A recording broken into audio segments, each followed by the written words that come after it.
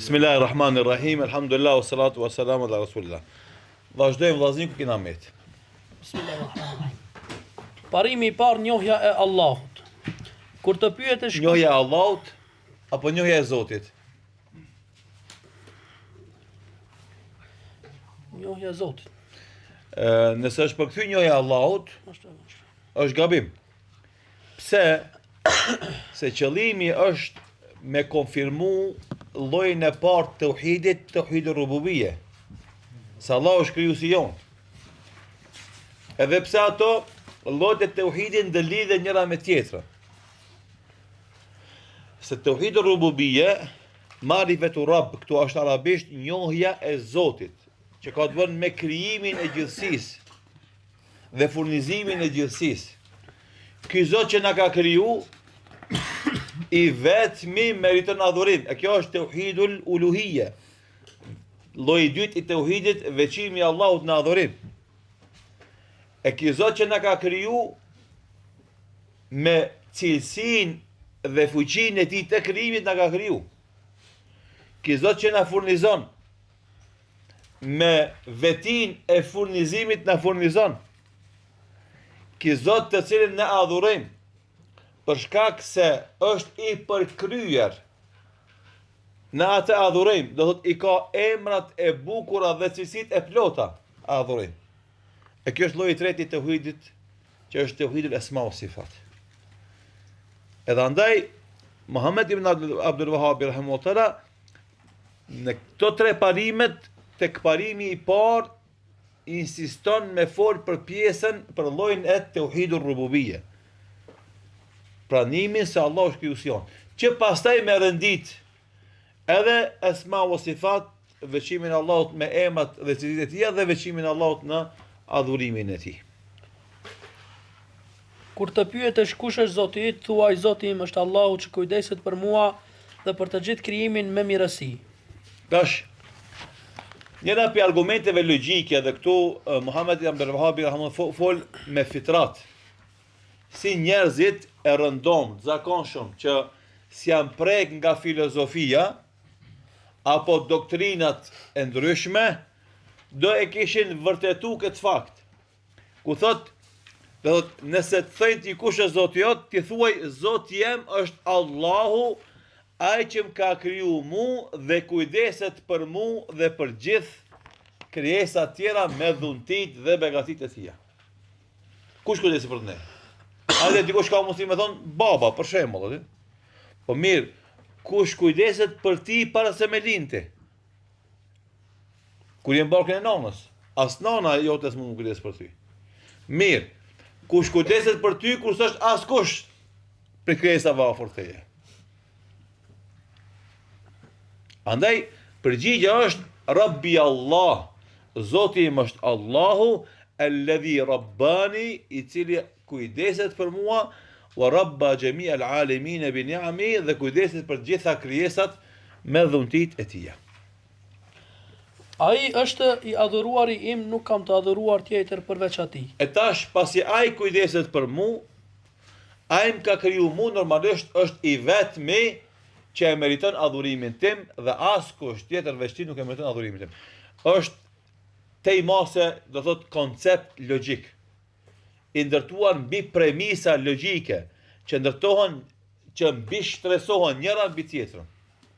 Nëse Zoti është krijuesi im, nëse ai kujdeset për mu, atëherë është I vetmi që meriton adhurimin tim. Argument është thënia e Allahut subhanahu wa taala, falënderimi I takon vetëm Allahut, Zotit të botëve. Çdo gjë veç Allahut është një krijesë, unë jam një prej krijesave. Argumenti I thjesht, edhe këtu vjen konstatimi që e përmendëm më herët, mas çdo konstatimi argumenti. Argumenti I këtij konstatimi se Zoti im është Allahu që kujdeset për mu dhe kujdeset për gjithë botën dhe I vetmi që meriton adhurimin tim, është elhamdulillahi rabbil alamin. E si ka mundësi që ky ajet me çfarë argument, falëndrimi I takon Allahut, Zotit të botrave. Tash shife si ndëlidhet ky konstatimi. Fillon nga fundi. Zoti I botrave është Allahu. Atij takon falëndrimi. Pse? Sepse i vetmi që është krijuesi i qiellit dhe tokës, i vetmi që është furnizuesi i tyre, i vetmi që është kujdestar për to, atëherë me automatizëm i vetmi meriton falënderimin, edhe falënderimi është njëra prej llojeve të adhurimit. Kështu është, elhamdulillah rabbil alamin, argumentimi është nga e prapa. Alemin bota. Çka është bota e shkron autori më vonë, çdo gjë veç Allahut është bota. Atë botë e ka kriju Rabbul Alamin, Rabbi, Zoti. E ky Zot është Allahu. Se cili takon i gjithë falënderimi. E kuptoni tash si kuptohet argumentimi. Elhamdulillah Rabbil Alamin, falënderimi takon Allahut Zotit botën e vet, ti se kupton ku është poenta. Kthej ka e prapa e merr vesh. Çdo gjë veç Allahut është një krijesë e unë jam një prej krijesave. Edhe kjo është domethënë edhe një herë vërtetimi i asaj se na jemi adhuruar Zotit për shkak se Zoti na ka kriju neve dhe kujdeset për ne. Kështu, nëse të thuhet ty si e njohe Zotin tënd, atëherë thuaj nëpërmjet argumenteve të tij dhe krijesave që krijoi. Do thot tani niveli i dytë. Po e pohove besimin në Zot. Po me çka e njefti këtë Zot? Si e njofte? Çka të çojtë te ai? Edhe këtu është përgjigjja logjike, do thot me argumentet e tija, me shenjat e tija, me atë që ka kriju ai. Tash, për shembull, bie borë, edhe këtë botë bardh. Më një pjesë janë disa shenja. Qa themi na? Qëtu pas ka ec një njeri. Ose themi, këtu pas ka ec një dhelpër. Ose themi na këtu pas ka ec një arush. Pi ka e morën vesh na që ka ec arusha? Pi gjurnëve, shenjave. Edhe andaj këtu çka thot autori? Thot, nëse të pyet si e njofte Zotin tan, me çka e njofte Zotin tan, thot e njofta me shenjat e tija. E çfarë janë shenjat e Zotit? Krijesat e tija. Ato gjatë që këtë na që na ka kriju neve, qiellin, tokën, hënën, diellin, na jemi shenjat.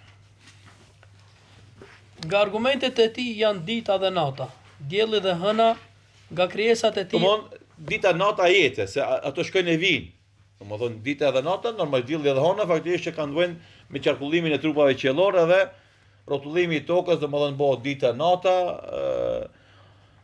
normalisht nata ka të bënë me hënën, se shihet hëna, nuk shihet dielli e kështu me radhë. Nga krijesat e tij argument janë 7 qiejt, 7 tokat, çfarë do që është në to e midis tyre. 7 toka, 7 qiell, numri 7 nuk e shef. Domthon në atë kohë për shembull të kaluar, pa qenë mikroskopet sen, teleskopat, fani teleskopat, jo mikroskopat, se teleskopat janë për pamjen e objekte të larta. Se janë po objektet e larta domthon, ama toka si kemi jetuar ta kena pa hënën, për shembull është po. Ama për shembull Neptuni, Marsi, Plutoni janë po. Po, do thot janë besuar mbas asaj që ka thënë Allahu në Kur'an. Sot elhamdulillah ato shifen. Po megjithatë do thot shihet një pjesë e sistemit diellor, a shumë sisteme diellore bëjnë një galaktik, e shumë galaktike e bëjnë gjithësinë. Kështu që domthonë ajo që na nuk dim për kosmosin, është shumë më shumë se ajo që dim. Dhe andaj kur flasim na për Zotin, për gabime më të mëdha që bëjnë njerëzit është kur tentojnë me i dhënë formë. Sepse flasim për një gjithësi që është maramend se e madhe, e mos falim për krijuesin. Që të më thonë, është krijuesi i kësaj madhësi mashti. Unë shpesh e përmend meselën e Arshit. Nëse Arshi është krijesa më e madhe që ekziston, qursia edhe gjithësia janë më të vogla se Arshi, domethënë jemi të fol për diçka që se ka menja, kështu që e nal të menën edhe thu amen tu billahi, besoj Allahut, edhe nuk e lodh veten më shumë. Argument për këtë janë thënjet e Allahut të lartësuar. Nga faktet e madhështisë së tij janë nata, dita, dielli e hëna. Mos i bëni sejdë as diellit as hënës, sejdë bëjeni vetëm Allahut, i cili i krijoi ato, nëse adhuroni vetëm atë. Allahu akbar. Fa argumenti i bukur, Fussilet ajeti 37, wa min ayatihi lejlu wan nahar. Për argumenteve të madhnisë së tij është nata dhe dita, dielli dhe hana, këto janë të mëdha, ama mos i bëni sejdë as diellit as hanës. Po sejdë për ulje bëjeni vetëm Allahut i cili i ka kriju ato. Pastaj in kuntum iyahu ta'budun, nëse me të vërtet Allahun e adhuroni. Dhe fjala e Allahut, vërtet Zoti juaj, Allahu është ai që krijoi qiejt e tokën brenda 6 ditësh. Pastaj qëndroi mbi arsh, ai e mbuloi ditën me natën që me të shpejtë e kërkon atë mbulimin e dritës së ditës. Dhe dielli dhe hëna edhe yjet janë nënshtruar sundimit të tij. Ja, vetëm atij takon krijimi dhe sundimi, i madhëruar është Allahu, Zoti i botëve. Në surën Araf ajeti 54 thot me të vërtet Zoti juaj është Allahu, i cili krijoi qiejt dhe tokën për 6 ditë. Pastaj u ngrit mbi arsh. U ngrit mbi krijesat. Sa më herët arshi është krijesa më e madhe, Allah është mbi arsh, mbi krijesa. Andaj është gabim me kuptue kur themi na mbi arsh, mbi hapësirë, mbi pozitë. Po mbi krijesa. Sa krijesa më e madhe është arshi, Allah është mbi krijesa. Ala wartafa u ngrit Allahu Jalal kur thon thumma stawa al arsh, pastaj u ngrit mbi arsh. U ngrit mbi atë që e krijoi Allahu subhanahu wa taala. Yukshi lejlu nahar, nata e mbulon ditën, dini domethënë si kurse është ditë, kadal bëhet natë.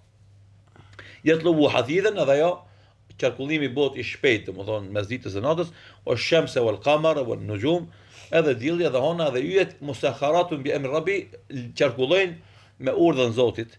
Ala lahu al khalq wal amr, Allahu i takon krijimi dhe urdhërimi. E kjo është lidhja mes tauhidul rububiyya dhe tauhidul uluhiyya. Nëse Allah është ai që krijon, atë ai është që urdhnon. E nëse pranojmë Allahun krijues, edhe i nështrojmë urdhnit të Allahut, atëherë kemi zbatuar edhe tauhidul rububiyya edhe tauhidul uluhiyya. Nëse pranojmë se Allah është krijues e nuk i nështrojmë urdhnit të tij, atëherë kemi refuzuar tauhidul uluhiyya, nuk na bën dobi atë rast tauhidul rububiyya. Ala lahu al-khalq wal-amr, tabarakallahu rabbul alamin, i bekuar qoftë Allahu Zoti i gjithësisë. Zoti është ai që adhurohet. Wa rabbu, e tani kalon pe këtij konstatimit të faktit se Allahu është krijuesi, e Rabb, Zoti, poseduesi, krijuesi dhe poseduesi i gjithësisë, Rabb. Se në gjuhën arabe emri Rabb e ka kuptimin e krijuesit, e zhvilluesit edhe poseduesit. E keni qartë? Krijues, zhvillues, posedues. I thuhet për shembull Rabbul Beit, pronari i shtëpisë, poseduesi i shtëpisë.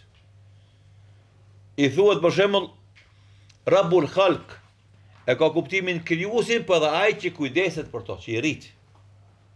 Andaj edhe edukatorit arabisht i thuhet murabbi, yurabbi terbiyatan, se kujdeset për rritjen edukative të tij, e edukon ata, e rrit, domthonë në kulturë, në edukat. Edhe andaj ka 3 kuptime të bazë: krijues, do thot kujdestari i tij, dhe do thot posedues.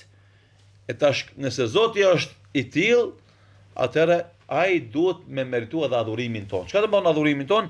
Poruljen ton, dashnin ton, frigën ton, shpresën ton, nështrimin ton. Se fjala do të thonë ubudijet e ka kuptimin e poruljes. Kur e shkel diçka, do të thonë me kon vazhdimisht edhe e bën rrugë, i thot abet të tarik, e ke shkel, e ke porul, e ke shtyp, edhe u bë e lehtë, e kalueshme. Edhe andaj ibadeti e ka kuptimin e robërisë, e nështrimit. Ti e rob i nështrum kashi atij që të ka kriju, dhe në momente që ai urdhnon ti nështrohesh urdhnit të tij. Andaj thot wa rabbuhu al-ma'bud, Zoti është ai i adhuruari. Se përndryshe nëse nuk është ai i adhuruari, do thot nuk mjafton veç me qenë Zoti joti, krijuesi jot, nëse nuk është edhe ai që ti adhuron, i nështrohesh edhe i porulesh atij. Argument është thënia e Allahut: o ju njerëz, adhuroni Zotin tuaj i cili ju krijoi juve, dhe ata që ishin para jush që të jeni të devotshëm. Ai i cili për ju e bëri tokën shtrat e qiellin kulm, e prej qiellit ju lëshoi shi, me të cilin ju siguroi lloj të frutave si ushqim për ju. Pra mos i përshkruani Allahut shok duke qenë se ju e dini. Al-Baqara ajeti 21-22. Shëve, ajet i mrekullueshëm. Ja juha nas, thire krejt njerëz, o ju njerëz. U'budu rabbakum, adhuroni Zotin tuaj, alladhi khalaqakum, ai që ju ka kriju. Shëve tash lidhet adhurimi me faktin e krijimit. Walladhina min qablikum, po jo vetëm juve, por ata para jush, ai i ka kriju. La'allakum tattaqun, e me këtë adhurim dhe Allahut ju bëheni të devotshëm. Pastaj vazhdoi me sjell argumentet alladhi ja'ala lakumul arda firasha. Ai Zot i cili tokën va bërë juve shtrat, was samaa binaa, dhe qiellin mbi ju si kulm. Wa anzala minas samai maa, e nga qielli e zbriti shiun. Këtë procese që na i shohim vazhdimisht. E nga qielli e solli shiun, e ai shi kuron tokë, fa akhraja bihi min ath-thamarat, nga toka nxori bereqetet, rizkan lakum, furnizim për ju. Fala taj'alu lillahi andada, ju duke pas parasysh këto fakte, këtë zhvillim që e shifni për ditë, la taj'alu lillahi andada, mos gaboni t'i bëni Zotit ortak. Subhanallah. Wa antum ta'lamun, duke qenë se ju po e kuptoni se kjo është gabim. Se ti po e shef, se një është ai që i bën këto procedura. S'ka 2-3. Se ato krijesa që adhurohen përveç Allahut, ato statue që adhurohen përveç Allahut, nuk e kanë këtë fuqi. Veç Allahu e ka. Andaj si i bën atij ortak? Kur e dini se atë fuqi se ka askush përveç Allahut. Ibn Kathiri, Allahu e mëshiroft, ka thënë: krijuesi i këtyre gjërave është ai i cili meriton të adhurohet. Do thot, përsërim të konstatimi, ky që i ka kriju këto gjëra është i vetmi që meriton adhurim, e askush tjetër përveç tij. Llojet e adhurimeve që Allahu i ka urdhëruar janë Islami, imani dhe ihsani. Tani, mas e kalon këtë pjesën e ndëlidhjes mes rububiyetit dhe uluhiyetit, kalojmë domethënë tek detajizimet e fesë. Edhe thot autori Anwaul Ibadati, llojet adhurimeve me të cilat na ka urdhëruar Allahu Udhëjar janë. E këto janë 3 nivelet e fesë. Cilët që kanë ato? Islami, imani dhe ihsani. Do thot, Islami është feja e dukshme, jashtme. Imani është feja e mbrëmshme, besimi. Ihsani është kualiteti në këto adhurimet tona. Pjesa domethënë ma e narta. Edhe në Islam, edhe në iman, ihsani është maksimumi që mund ta bësh ti në adhurimin e Zotit. Ma të mirën, ma të pastrën, ma të fuqishmen, ma kualitative. Për tyre është edhe duaja, frika, shpresa. Pasi i përmendi llojet, i përmend shembujt. Llojet Islami, imani, ihsani, si janë nivelet, nivelet, mas kësaj përmend shembuj, llojet e adhurimeve. Për tyre është edhe duaja, frika, shpresa, mbështetja, dëshira, tmerri, përkushtimi, droja, kthimi me pendim, kërkimi ndihmës, kërkimi mbrojtjes, kërkimi i shpëtimit, kurbani, zotimi dhe të gjitha adhurimet e tjera që duhet i drejtohen vetëm Allahut subhanahu wa ta'ala. Që tash domosdoshmë këtu i përmend disa lloje të ibadeteve që zakonisht janë më të përdorshme në jetën e besimtarit. Jo që tjerat nuk janë adhurime, po këto janë shembuj. Nuk janë të gjitha këto. Për shembull, ç'a mungon këtu ne? Dashuria ndaj Zotit. El-hubbu, për shembull, mungon. Tjetër shka, për shembull, të vëkulli kana, janë edhe lloje tjera që mungojnë, mirë po këtë janë shembuj.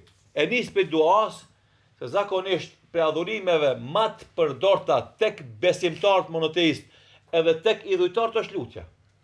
Se besimtarët i luten Allahut vazhdimisht, idhujtarët i luten idhujve vet. Andaj ka filluar prej duas. Se është për adhurimeve që më shumë ti përdore.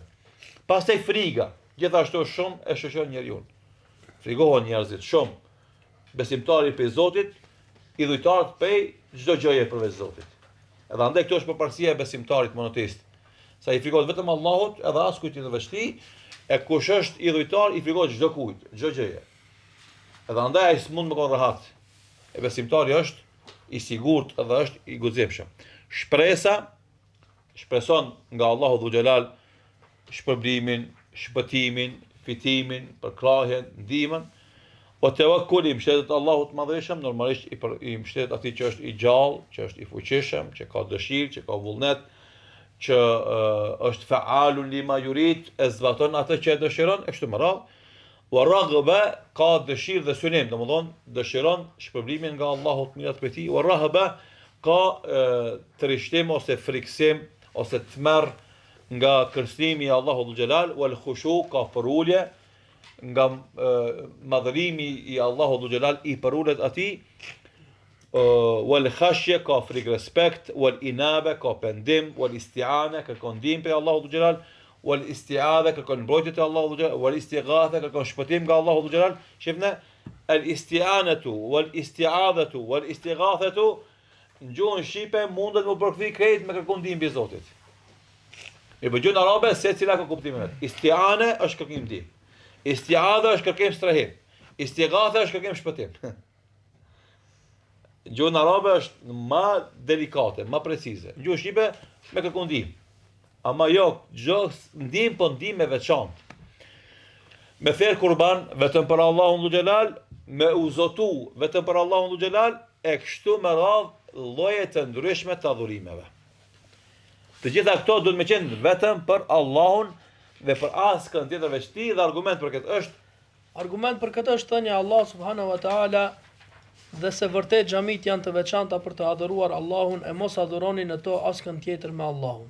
Gjena e 18 e përmendëm edhe më herët, domethënë wa anna al-masajid lillah, pse ka sjell autori argument këtë ajet kuranor, se qëllimi nuk është se xhamiat janë vetëm, po është qëllimi vendet ku përulen njerëzit.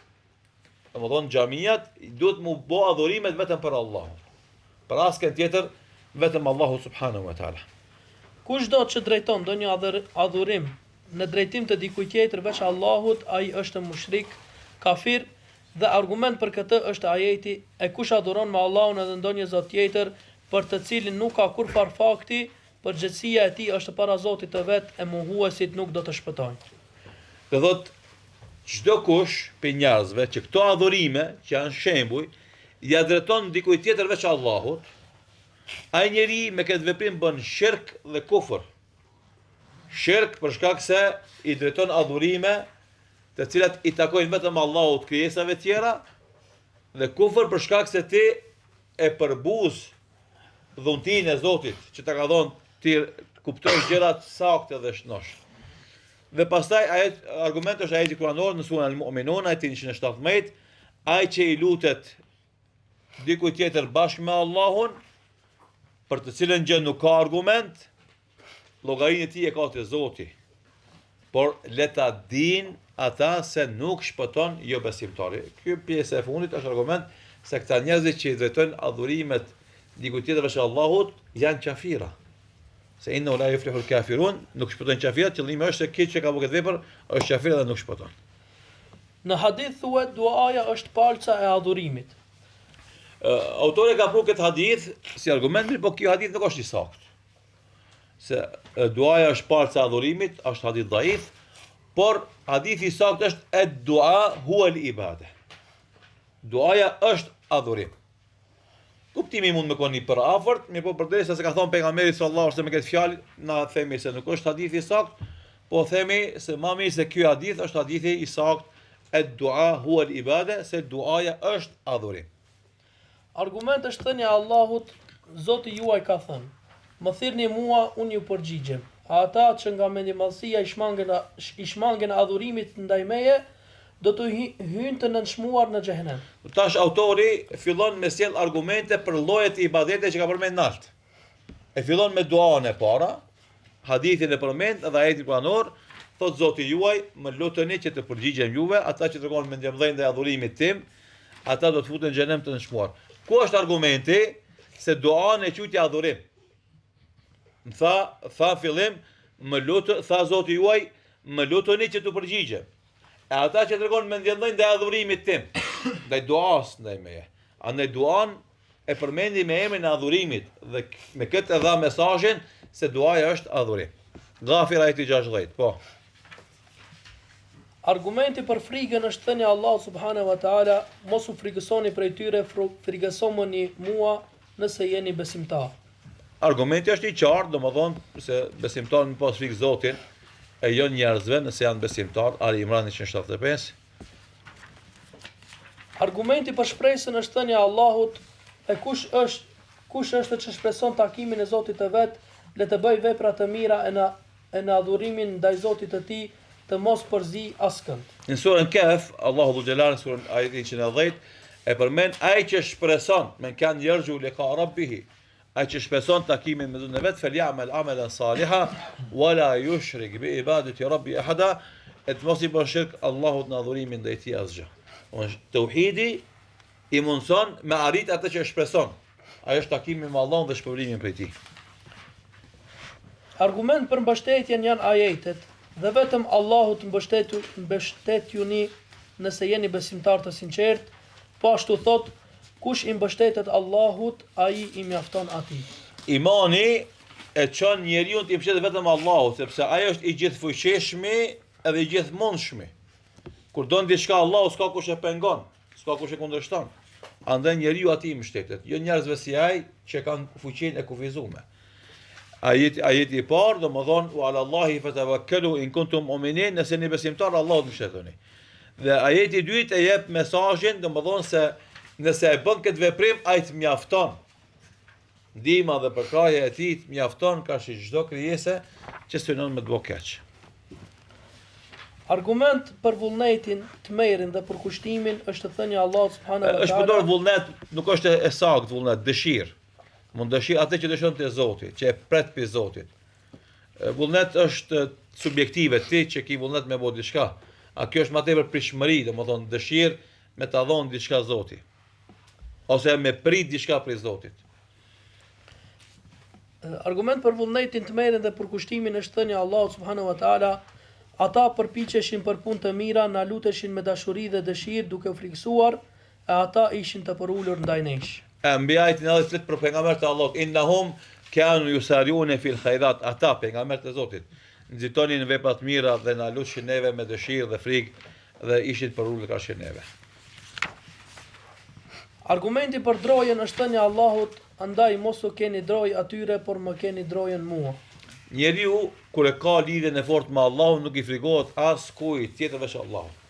Edhe këtë bota më mbledh, më u bë bash kundër, ai s'ka problem, se ka me veti Allahun e madhëshëm dhe ai i mjafton këtij besimtari.